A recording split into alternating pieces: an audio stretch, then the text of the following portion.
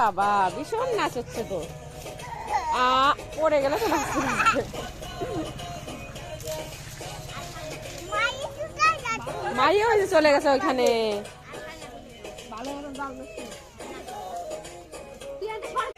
Picnic করছো?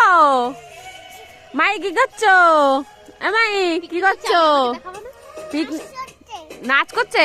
কি জন্য নাচ? পিকনিক করছো এখানে তোমরা? কি দিয়ে পিকনিক করছো?